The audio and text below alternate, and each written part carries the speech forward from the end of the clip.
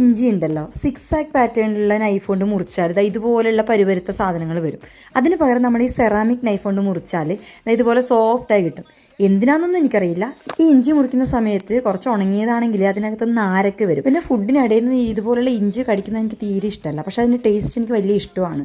അതുകൊണ്ടാണ് ഈ ceramic knife ഞാൻ ഉപയോഗിക്കുന്നത് തന്നെ. ഈ തണുപ്പുള്ള കാലാവസ്ഥയിൽ മഴയും തണുപ്പും സ്നോയും ഒക്കെ ഇങ്ങനെ മാറി മാറി വരുന്ന ടൈമിൽ എത്രയൊക്കെ പ്രിക്കോഷൻസ് എടുത്തു കഴിഞ്ഞാലും ഒരു പനി നമ്മളെ എന്തായാലും പിടികൂടും. ഇതിപ്പോൾ പനി വന്നില്ലെങ്കിലും ത്രോട്ട് ഇൻഫെക്ഷൻ ആയി, സൈനസൈറ്റിസ് ആയി, എല്ലാം കൂടി കുറച്ച് ദിവസങ്ങൾ കോഞ്ഞാട്ടയായി എന്ന് പറഞ്ഞാൽ മതിയല്ലോ, ആ ഒരു അവസ്ഥയിലാണ് ഉണ്ടാവുക. അപ്പം അങ്ങനെയുള്ള സിറ്റുവേഷനിൽ ഞാൻ മെയിനായിട്ട് ഉണ്ടാക്കുന്നതാണ് സൂപ്പ്. ഒന്നും പറ്റാതിരിക്കുമ്പോൾ ഞാൻ മാഗി നൂഡിൽസ് ഉണ്ടാക്കി കഴിക്കും, പിന്നെ കഞ്ഞി ഉണ്ടാക്കും.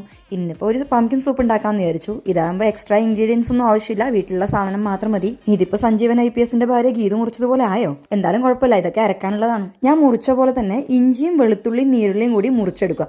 നീരുള്ളി എന്ന് വെച്ചാൽ സവാള. കുറച്ച് നെയ്യ് ഒഴിച്ച് ഇത് സോട്ട് ചെയ്ത ശേഷം അതിലോട്ട് പംകിൻ കൂടി ആഡ് ചെയ്യുക. പിന്നെ കുറച്ച് ഉപ്പ്, കുറച്ച് കുരുമുളകിൻ്റെ പൊടിയും ആഡ് ചെയ്യുക. പിന്നെ ഈ പംകിൻ നല്ല മധുരമുള്ള സാധനം ആയതുകൊണ്ട് കുരുമുളക് കുറച്ച് ചേർത്താൽ മതി കേട്ടോ. പിന്നെ നമ്മുടെ ആവശ്യത്തിനനുസരിച്ച് ലാസ്റ്റ് ചേർത്താൽ മതിയാവും. ഇനി നമുക്കിത് കുറച്ച് വെള്ളം ചേർത്ത് വേവിച്ചെടുക്കാം. വെള്ളം ചേർക്കാതെയും ഇത് ഉണ്ടാക്കാം കേട്ടോ, അപ്പോൾ ആയിരിക്കും ചിലപ്പോൾ ടേസ്റ്റ് കൂടുതൽ. ഇനി ഇതിനെ നമുക്കൊന്ന് ചൂടാറാൻ വെക്കാം. ഇത് കണ്ടോ, പുക പോകുന്നത് കണ്ടോ? ആ സമയം നമുക്ക് കുറച്ച് കടല ഒന്ന് പൊടിച്ചെടുക്കാം. സൂപ്പിന്റെ മുകളിലൊന്ന് ഡെക്കറേറ്റ് ചെയ്യാനാണ്. ഡെക്കറേറ്റ് ചെയ്യാൻ മാത്രമല്ല, ഇതിന് അത്ര വലിയ ടേസ്റ്റ് ഒന്നും ഇല്ല. നിങ്ങൾ പല വീഡിയോസിലും കണ്ടിട്ടുണ്ടാവും ഇതിങ്ങനെ അരച്ചെടുക്കുന്ന സമയത്ത് ഇതിനെ അരിച്ചെടുക്കുന്നത്. ഞാനിതിനെ അരിക്കാനൊന്നും നിന്നില്ല. സത്യം പറഞ്ഞാൽ അരിക്കാൻ ഞാൻ ട്രൈ ചെയ്തതാണ്. ഭയങ്കര ബുദ്ധിമുട്ടാണത്. അതുകൊണ്ട് തന്നെ ഞാനിത് ജസ്റ്റ് വെള്ളം കൂട്ടി ഇതിനൊന്ന് ലൂസാക്കി എടുത്തു. ഇനി ഞാൻ ഇതിൻ്റെ മുകളിലോട്ട് പൊടിച്ചു വെച്ച പീനട്ട് ഉണ്ടല്ലോ, അതുകൂടി ഇതിന് മുകളിലോട്ട് ഒന്ന് ഡെക്കറേറ്റ് ചെയ്തു. അതുകൂടാതെ കുറച്ച് ഹസിൽനട്ട് കൂടി ഉണ്ടായിരുന്നു, അതുകൂടി ഒന്ന് ഭംഗിക്ക് വേണ്ടി ഡെക്കറേറ്റ് ചെയ്ത് കൊടുത്തു. എന്തായാലും സൂപ്പ് പൊളിയാണ്.